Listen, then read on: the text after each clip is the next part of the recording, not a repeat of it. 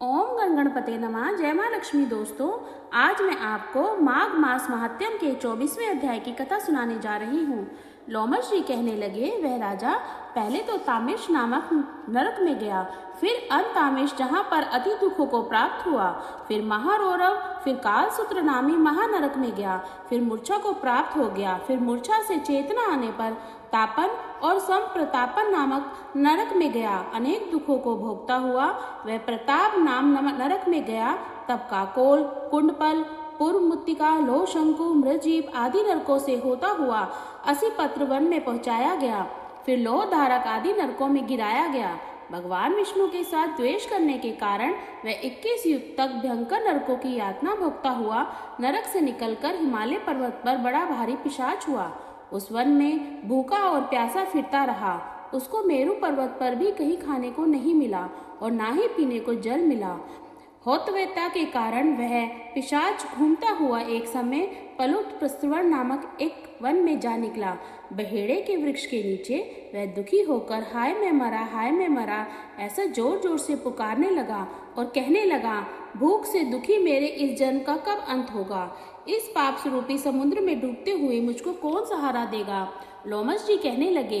इस प्रकार वेद पाठ करते हुए देवदूती ने उसको दुख भरे वचनों को सुना और वहां पर एक पिशाच को देखा, जिसकी लाल रावनी आंखें, दुर्बल शरीर, काले काले ऊपर खड़े हुए बाल, चेहरा विकराल, काला शरीर, लंबी सी जीभ बाहर निकली हुई, लंबे होठ, लंबी जांघें, लंबे लंबे पैर, सूखा चेहरा, गड़े जैसी आंखों वाले पिशाच को देखकर देवदूती ने उससे पूछा कि तुम कौन हो और ऐसी करुणा में क्यों रोते हो?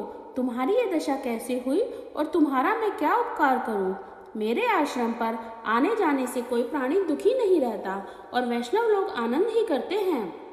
सो हे भद्रे, तुम अपनी इस दुख का कारण जल्दी से कहो, क्योंकि विद्वान मनोरथ पाने के लिए विलंब नहीं करते। ऐसे वचन सुनकर प्रेत रोना बंद करके विनीत भाव से कहने लगे कि हे द्विज, किसी बड़े पुण्य से मुझको आपके दर्शन हुए हैं। बिना पुण्य के साधुओं की संगति नहीं होती। और फिर उसने पहले जन्म का वृत्तांत कहा कि भगवान विष्णु के द्वेष के कारण मेरी यह दशा हुई है। जिस हरि का नाम यदि अंत समय में मनुष्य के मुख से निकल जाए तो मनुष्य विष्णु पद को प्राप्त होता है, जो सबका पालन करता है। उसी से मैंने द्वेष किया। यह सब मेरे कर्मों का दोष है, जिसकी ब्राह्मण तप द्वारा प्रार्थना करते हैं। ब्रह्मादि देवता, सनकादि ऋषि जिसको मुक्ति के लिए पूछते हैं, जो आदि मध्य और अंत में विश्व का विधाता और सनातन है, जिसका आदि मध्य और अंत नहीं है, उस भगवान के साथ मैंने द्वेष किया। जो कुछ पुण्य मैंने किए हैं पहले जन्म में किए थे, वह सब विष्णु की द्वेष रूपी अग्नि में भस्म हो गए। यदि किसी प्रकार मेरा यह पाप नाश हो जाए तो मैं भगवान विष्णु के सिवाय किसी और देवता का पूजन नहीं करूंगा। विष्णु भगवान से द्वेष करके मैंने बहुत दिनों तक नरक यातना भोगी है और अब पिशाच योनि में पड़ा हूँ। इस समय मैं किसी अच्छे कर्म के योग्य से आपके आश्रम में आया हूँ, जहाँ पर आपके सूर्य रूपी दर्शन ने मेरे दुख का अंधकार को दूर कर दिया है। अब आप कोई ऐसा उपाय बतलाइए जिससे मेरी यह पिशाच योनि दूर हो जाए, क्योंकि सज्जन पुरुष उपकार करने में देर नहीं करते। देवदूती कहने लगे, यह माया देवता, मनुष्य, असुर सबकी स्मृति को मोहित कर देती है, जिससे धर्म का नाश करने वालों को द्वेष पैदा हो जाता है। जगत के उत्पन्न करने, रक्षा करने और नाश करने वाले सब प्राणियों की आत्मा है, उनसे भी लोग द्वेष करते हैं। जिनके अर्पण करने से सभी कर्म सफल हो जाते हैं, उनकी भक्ति से मुख मोड़ने वाले मूर्ख कौन सी गति को प्राप्त नहीं होते। चारों वर्णों का वेदोक्त हरि का भजन करना ही उत्तम है, अन्यथा कुमार्ग में चलने वाले इस मनुष्य नरक के गामी होते हैं। इसी कारण वेद विरुद्ध कर्मों को त्यागना चाहिए। अपनी बुद्धि से बचे हुए धर्म के मार्ग पर चलने से मनुष्य परलोक के पद का भी नाश करते हैं। वह वेद, देवता और ब्राह्मण की निंदा करते हैं। झूठे मन कल्पित शब्द शास्त्रों को मानने वाले नरक में जाते हैं। देवादिदेव विष्णु से विमुख होने वाले नरक में जाते हैं।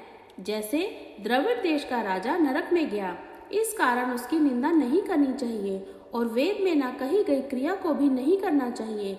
लोमश जी कहने लगे, ऐसा कहने पर मुनि ने पिशाच को सुमार्ग बतलाया कि माघ मास में तुम प्रयाग में जाकर स्नान करो, तुम्हारी वही पिशाच योनि वहीं समाप्त हो जाएगी।